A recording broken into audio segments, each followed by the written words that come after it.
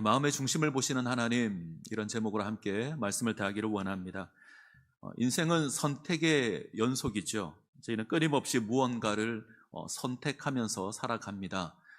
물건 하나를 이제 선택하는 일부터 직장이나 배우자를 선택하는 것까지 우리는 끊임없이 선택의 삶을 삽니다. 근데 이 선택하는 게 그렇게 간단하지 않습니다. 생각보다 어렵습니다. 제가 함께 사역하던 여전도사님 가운데 이 선택 장애가 있는 분이 계셨어요. 결정 장애라고도 합니다. 어떤 것을 선택할 때 선택하지 못하거나 이제 계속 미루는 것을 이제 결정 장애, 선택 장애 이렇게 이야기합니다. 이것을 선택하자니 저것이 좀 마음이 갑니다. 마음에 걸리죠. 저것을 선택하자니 지금 내가 선택하려고 하는 게 굉장히 아까워 보입니다. 고민하다가 하나를 선택하는데 결국은 이제 후회하는 거죠. 그때 그것을 선택할 걸 이렇게 후회합니다. 하도 고민을 많이 하길래 한 번은 제가 그랬습니다. 머리로 결정하지 말고 마음으로 결정해라. 제가 선택하는 기준인데 조건을 따져보고 계산을 해보면 틀림없이 좋은 게 있습니다. 보통 그것을 선택하는 것이 맞는데 근데 마음이 불편할 때가 있죠. 그럴 때가 있습니다. 왠지 머리로 계산하고 따져봐서 이게 훨씬 좋은데 내가 마음에 드는 게 저쪽에 있는 경우가 있습니다. 이상하게 마음에 가는 게 있어요. 이럴 때는 마음이 가는 것을 선택하는 게 맞는 겁니다. 따지고 계산하면 무엇인가 부족함이 많지만 그럼에도 불구하고 마음에 가는 것이 그것을 선택하는 것이 보통 후회를 안 하더라고요. 그래서 제가 선택하는 기준인데 여러분들 참고하시면 좋을 것 같습니다. 자, 선택에 있어서 기준이 필요합니다. 그리스 로마 신화 가운데 파리스 왕자의 선택이라고 하는 이야기가 있습니다. 에리스라고 하는 신이 있었습니다. 이 신은 이제 불화의 신입니다. 질투와 분쟁의 신이죠. 이 신이 가는 곳마다 분쟁이 일어납니다. 자, 인간 영웅 펠레우스와 바다 여신 테티스가 이제 결혼을 하는데 이 결혼식에 올림푸스의 신들을 이제 초청을 합니다. 근데 다 초청을 했는데 한 신만 초청을 하지 않아요.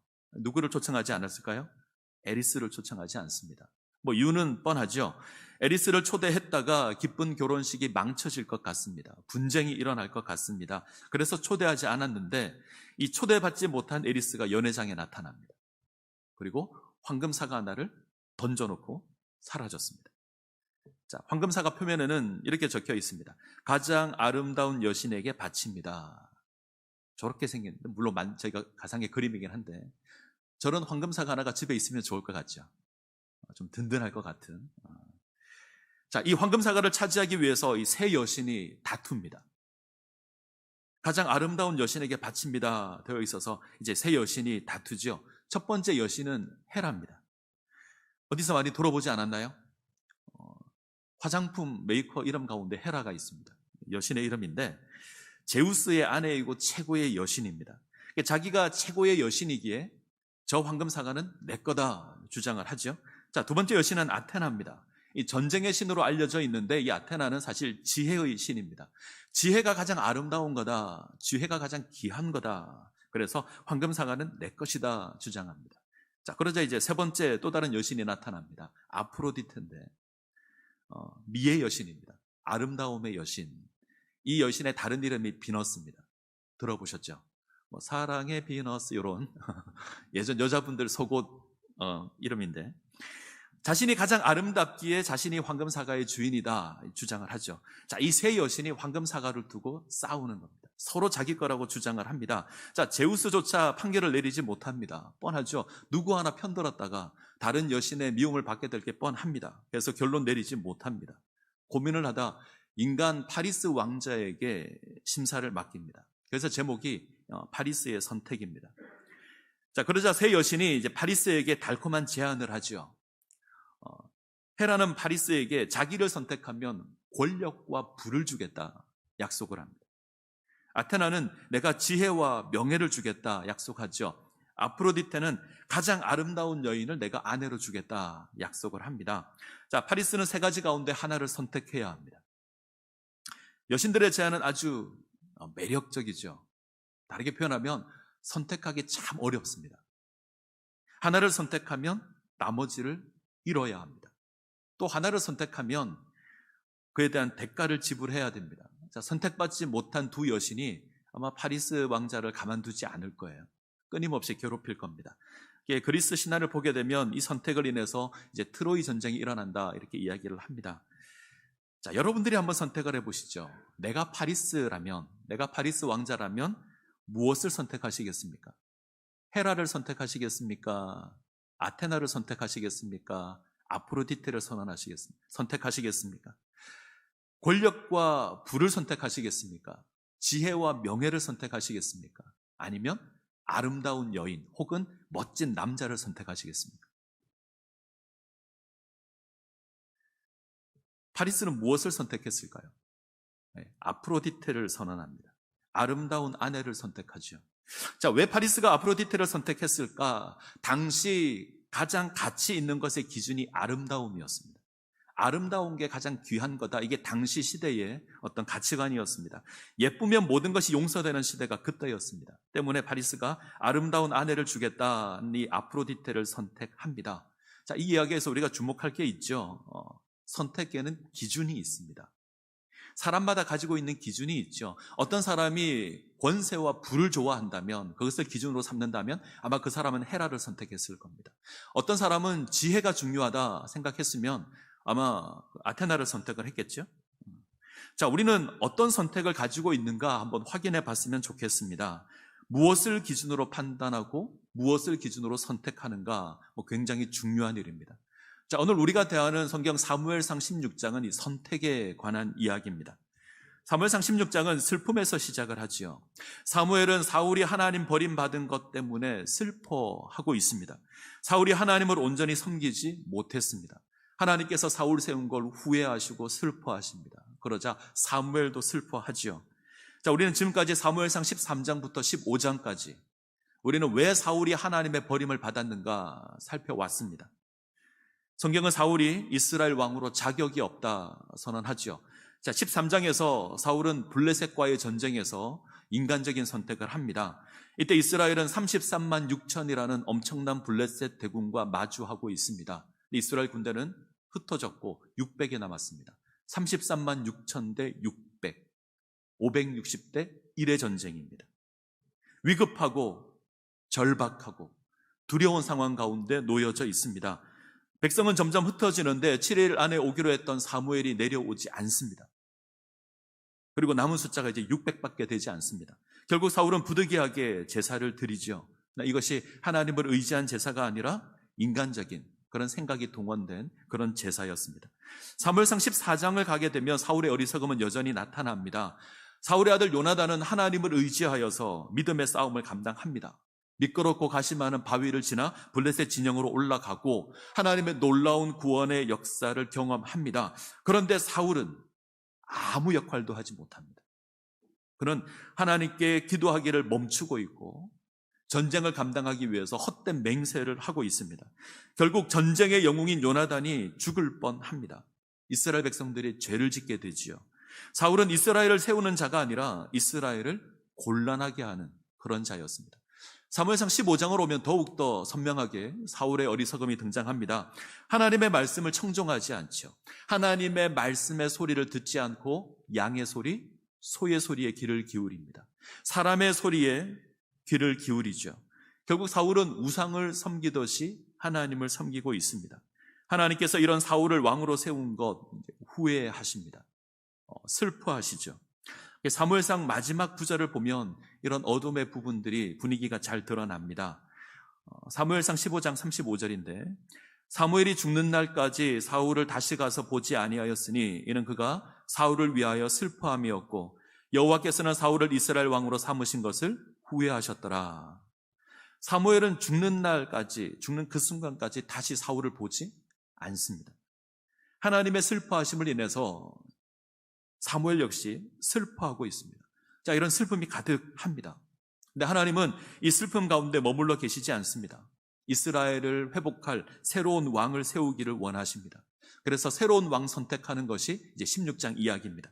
하나님께서 사울을 대신할 새로운 왕을 세우기를 원하시죠. 사무엘을 베들레헴 이새의 집으로 보냅니다. 자, 베들레헴으로 가는 사무엘 어떤 마음이 들었을까요? 기대하지 않았을까요? 어떤 자가 이스라엘의 새로운 왕으로 세워질까 아마 기대했을 겁니다. 궁금해했을 겁니다. 자, 사무엘이 도착하자 이제 이새가 자기 아들들을 사무엘 앞에 세웁니다. 7 아들을 세우죠. 1호부터 7호까지 쫙 세워놓습니다. 첫 번째 아들 장남 엘리압이 사무엘 앞에 섭니다. 자, 그 순간 사무엘이 이 사람이다 생각합니다. 너무 준수했기 때문입니다. 사울과 비교해도 아마 뒤지지 않을 사람이 엘리압이었을 겁니다. 성경은 이렇게 고백하죠. 여호와의 기름 부으실 자가 과연 주님 앞에 있도다. 자, 과연 주님 앞에 있도다. 정말 하나님의 택하신 자가 있구나. 사무엘이 이렇게 생각합니다. 너무 괜찮은 사람입니다. 아주 매력적인 사람입니다. 그런데 그때 하나님께서 말씀하십니다. 자, 16장 7절을 볼까요? 이것처럼 같이 읽겠습니다. 16장 7절 같이 읽습니다. 여호와께서 사무엘에게 이르시되 그의 용모와 키를 보지 말라. 내가 이미 그를 버렸노라. 내가 보는 것은 사람과 같지 아니하니 사람은 외모를 보거니와 나 여호와는 중심을 보느니라 하시더라. 하나님은 그 용모와 키를 보지 않으십니다. 외모를 보고 판단하지 말라는 거죠. 자, 외모를 보고 판단하지 말라. 그 용모와 키를 보지 말라. 누가 하나 연상이 되셔야 합니다. 누가 떠오르시죠? 사울이 떠오릅니다. 사울은 이스라엘 가운데 그 용모가 가장 뛰어난 사람이었습니다. 그 키가 다른 사람보다 어깨 위나 더했던 사람이 사울입니다. 아주 매력적인 사람이죠. 이스라엘 가운데 가장 탁월한 인물이 사울이었을 겁니다. 그 누구와 견주어도 뒤지지 않을 사람 사울입니다. 근데 엘리압은 그 사울 같은 사람입니다. 사무엘이 반할 정도로 매력적입니다. 어쩌면 사울보다 더 매력적이었을 수도 있습니다. 자, 그런데 하나님이 아니라고 하십니다. 하나님은 또 다른 사울을 찾지 않으십니다. 더 이상 사울을 원하지 않으십니다. 하나님께서 새로운 조건을 말씀하십니다. 그것은 외모가 아닌 마음입니다. 용모와 키가 기준이 아닙니다. 마음 중심이 여호와께 합당한 자, 그 마음이 하나님께 합당한 자, 이것이 새로운 왕의 기준입니다. 우리의 기준은 어떻죠? 외모가 기준입니까? 아니면 마음이 기준입니까? 마음이 기준인가요? 정말 그러신가요? 이왕이면 다홍치마라고. 우리는 외적인 것에 관심이 참 많습니다. 일단 예쁘거나 잘생겼으면 한 번 더 쳐다보게 되죠. 아니라고 하시는데. 때문에 사람들은 외모 가꾸는 것에 관심이 참 많습니다. 그래서 또 자격을 따지고 조건도 따지죠. 소위 말하는 이제 스펙도 중요합니다. 좋은 가문에 좋은 대학을 나오면 좋을 것 같습니다. 학위도 가지고 있으면 더 좋을 것 같고요. 키는 커야 될 것 같고 뚱뚱하면 안 될 것 같습니다. 경제적인 상황도 좋으면 아주 좋을 것 같습니다. 우리는 이것을 능력이라고 생각합니다. 그리고 그것을 사람을 선택하는 기준으로 삼습니다. 이게 세상의 모습인데 우리의 모습도 별반 다르지 않을 것 같다라는 생각을 합니다. 근데 하나님 어떠실까요? 하나님께서도 외모를 선택해서 사람을 택하실까요? 아닙니다. 하나님은 외모가 기준이 아닙니다. 사무엘상 13장 14절에 여호와께서 그의 마음에 맞는 사람을 구하여 그를 백성의 지도자로 삼았습니다 라고 사무엘이 고백합니다. 자, 새로운 왕의 기준이 뭐죠? 하나님 마음에 맞는 사람, 하나님 마음에 합당한 사람, 이것이 새 왕의 기준입니다. 아무리 외모가 출중해도 아무 소용없습니다. 마음이 중요합니다. 자, 이 조건에서 이새의 첫째 아들, 이새의 장남인 엘리압이 거부됩니다. 둘째 아비나답도 택함을 받지 못합니다. 셋째 삼마 역시 하나님의 선택을 받지 못합니다. 7 아들이 있는데 그 누구도 하나님의 선택을 받지 못했습니다. 하나님께서 택하지 않으십니다. 자, 이 과정에서 사용된 표현들 한번 볼까요? 자, 16장 7절을 보시면 내가 이미 그를 버렸노라. 16장 8절 여호와께서 택하지 아니하셨느니라. 16장 9절 여호와께서 택하지 아니하셨느니라. 16장 10절 여호와께서 이들을 택하지 아니하셨느니라. 기준이 분명합니다. 하나님 외모로 사람을 택하지 않으십니다. 하나님의 기준과 사람의 기준이 다릅니다. 때문에 모여있는 사람들은 한 사람 한 사람 결과가 나올 때마다 어쩌면 탄식했을지 모릅니다. 엘리압이 선택될 것 같은데, 아비나답인가? 삼마인가? 그러면서 탄식했을 겁니다. 누가 가장 안타까웠을까요?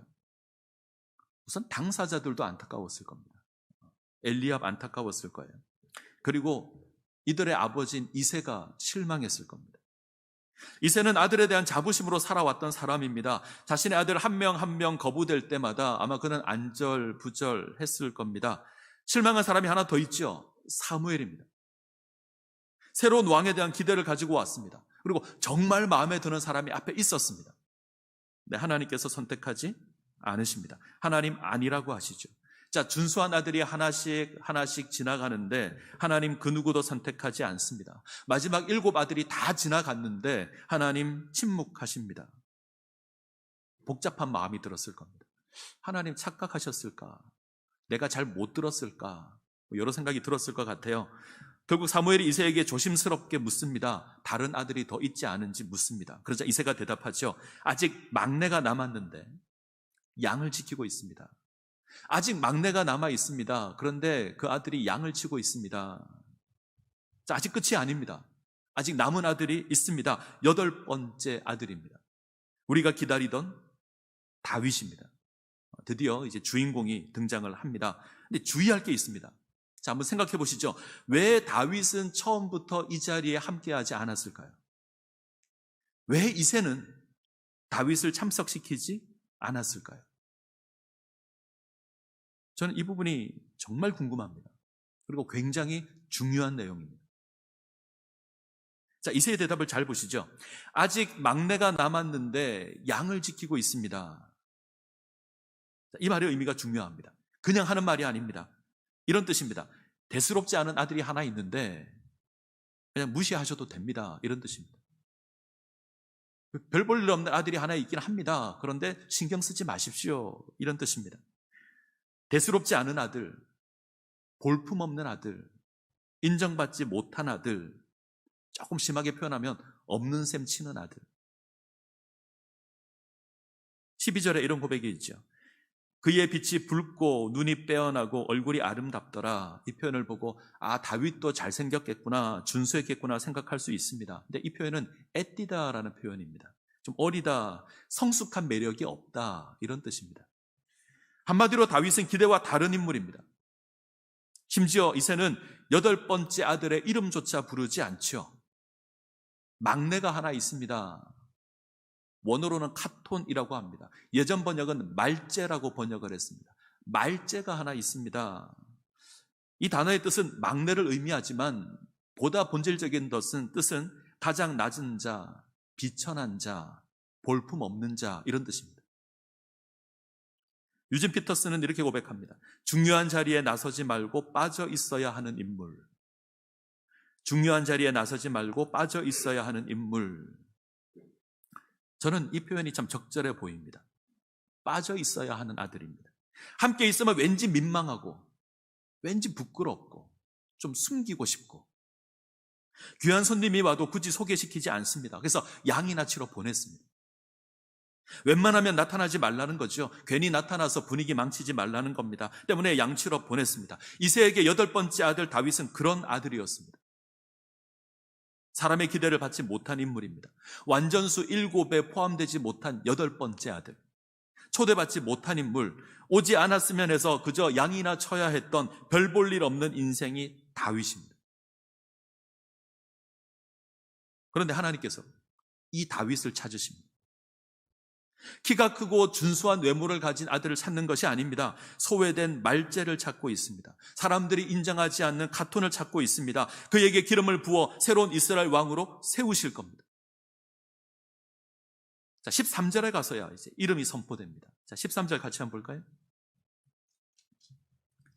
같이 읽습니다. 사무엘이 기름 뿔병을 가져다가 그의 형제 중에서 그에게 부었더니 이날 이후로 다윗이 여호와의 영에 크게 감동되니라. 사무엘이 떠나 라마로 가니라.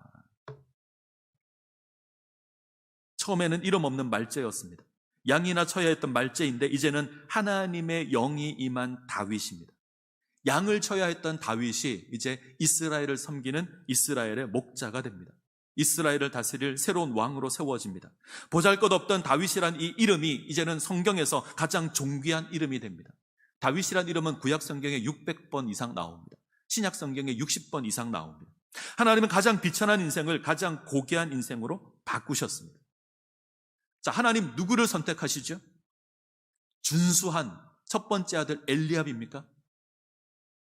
아닙니다. 하나님 초청받지 못한 막내 다윗을 선택하십니다.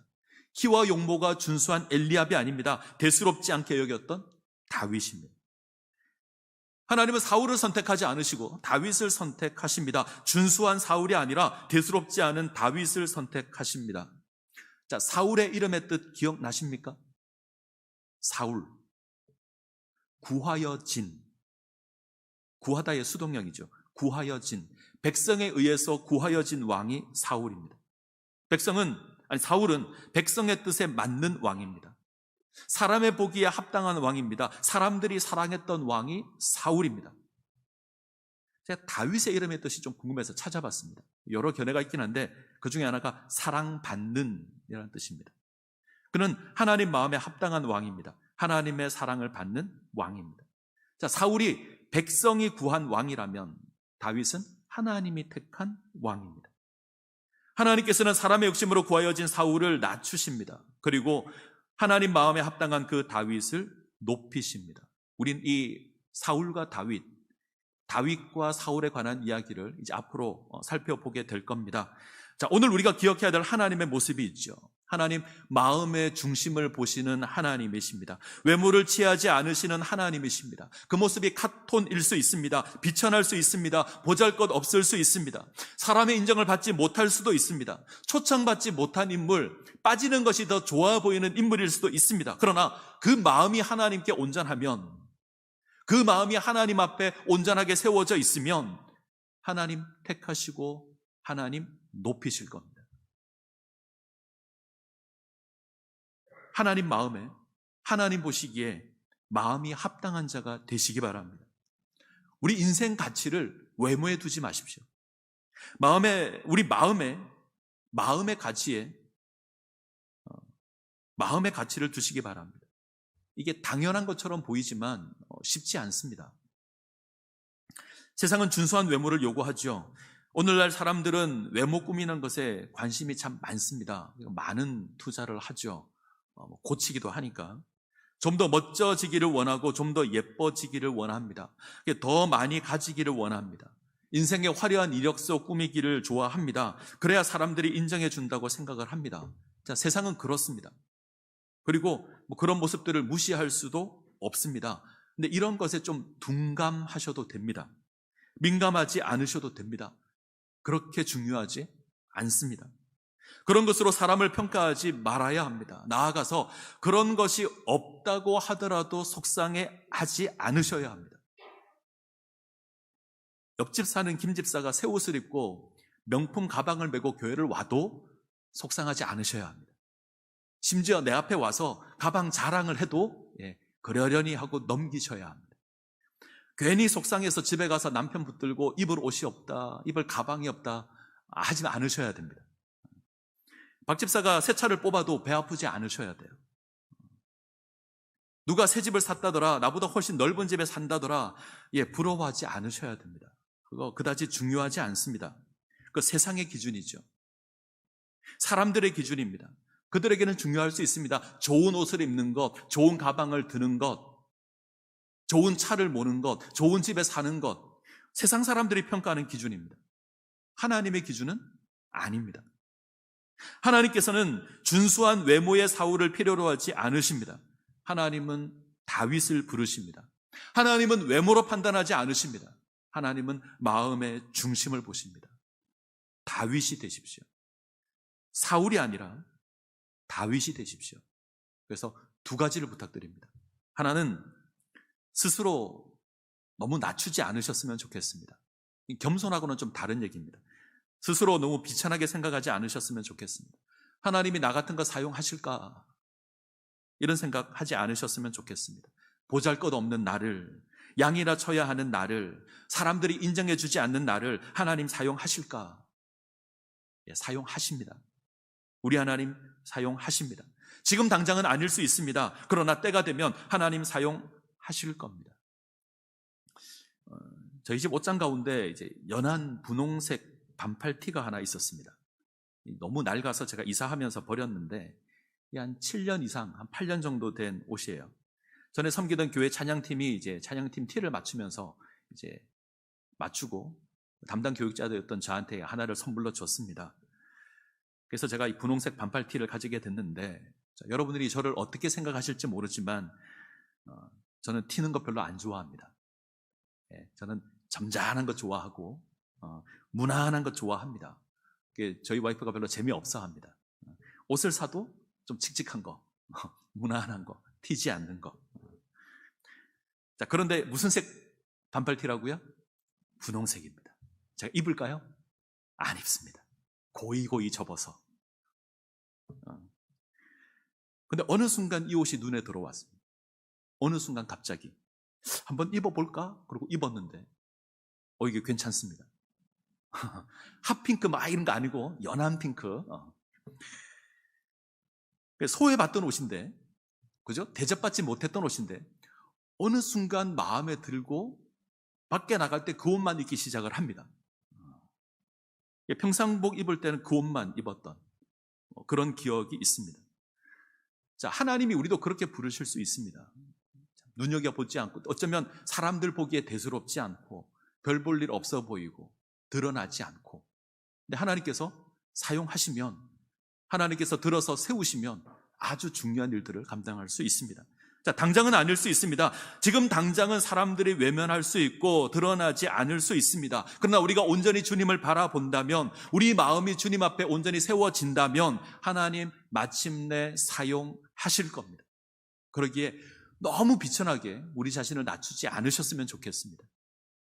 자, 중요한 건 우리의 마음이죠. 우리의 마음이 하나님을 향해 있어야 합니다. 온전히 하나님을 의지하는 삶을 살아야 합니다. 사울처럼 긴급한 일의 횡포로 하나님 거역하시면 안 됩니다. 33만 6천 대 600, 560대 1, 이거 두려워서 인간적인 생각으로 행동을 하시면 안 됩니다. 전쟁 가운데 헛된 맹세로 다른 사람을 곤란하게 하시면 안 됩니다. 하나님 말씀에 귀를 닫고 양의 소리, 소의 소리에 귀를 기울이시면 안 됩니다. 사람의 소리가 중요한 것이 아닙니다. 중요한 건 하나님입니다. 하나님 앞에 온전한 마음으로 세워지셔야 합니다. 그때 하나님 사용하십니다. 자, 또 하나 기억해야 될 것이 있죠. 우리 가운데 있는 카톤을 대접하셔야 합니다. 우리 가운데 있는 다윗을 대접하셔야 합니다. 우리 가운데 다윗이 있습니다. 사람의 인정을 받지 못하는 다윗입니다. 너는 이 자리에 올 수 없어. 나가서 양이나 쳐. 이렇게 이야기하는 말제가 우리 가운데 있을 겁니다. 근데 그 사람이 하나님이 택한 사람일 수 있습니다. 우리가 대수롭지 않게 생각하는 그 사람이 이스라엘의 왕이 될 수 있습니다. 그 다윗을 인정하셔야 합니다. 대접하셔야 합니다. 하나님 이런 모습으로 우리를 구원하셨기 때문에 그렇습니다. 사람들이 왕을 찾을 때 하나님께서 구원을 이룰 왕을 허락하셨습니다. 근데 모든 사람들이 그 왕을 영접하지 않습니다. 대수롭지 않게 여깁니다. 이는 우리 가운데 한 사람이 아니냐, 그의 형제와 자매가 우리와 함께하지 않느냐, 나사렛에서 무슨 선한 것이 나겠느냐, 그는 먹고 마시기를 즐기는 죄인의 친구가 아니냐, 어떻게 메시아가 나무에 매달려 저주를 받을 수 있느냐. 예수님 이야기입니다. 우리를 구원할 왕의 이야기는 베들레헴의 한 마국간에서 시작이 되었습니다. 그 누구도 주목하지 않았습니다. 아무도 기억하지 않습니다. 그의 외모도 사람의 주목을 받을 만한 것이 되지 못했습니다. 고운 모양도 멋진 풍채도 없습니다. 흠모할 만한 아무것도 가지지 못했습니다. 멸시를 받습니다. 사람들이 싫어하여 버림받았습니다. 아무도 귀하게 여기지 않습니다. 고난을 당하고 징계를 받고 십자가 가운데 죽임을 당합니다. 그 누구도 왕으로 인정하지 않았습니다. 근데 하나님께서 이 예수를 우리의 왕으로 세우셨습니다. 그가 우리를 구원할 구원자가 되십니다. 하나님께서 이런 모습으로 우리의 구원을 이루셨습니다. 우리 가운데 이런 대접받지 못하는 다윗이 있을 수 있습니다. 그러나 하나님이 그를 택하실 수 있고 하나님이 그를 사용하실 수 있습니다. 너무 쉽게 판단하지 마시고 너무 쉽게 배척하지 않으셔야 합니다. 자, 오늘 우리는 높은 자를 낮추시며 낮은 자를 높이시는 하나님의 모습을 확인할 수 있었습니다. 자, 기억하셨으면 좋겠습니다. 하나님 용모와 신장을 보시는 하나님이 아니십니다. 외모를 보시지 않습니다. 마음 중심을 보시는 하나님이십니다. 아무리 보잘것없는 존재이지만 하나님께서 택하셔서 하나님께서 역사하십니다. 오늘 하나님께서 당신의 마음에 합당한 다윗을 찾고 계십니다. 이 다윗이 되시기 바랍니다. 우리의 마음을 모두어서 하나님 바라보시기 바랍니다. 하나님 마음에 합당한 다윗 되시기를 바랍니다. 은혜 가운데 세워지시기를 간절히 소원합니다. 기도하시겠습니다.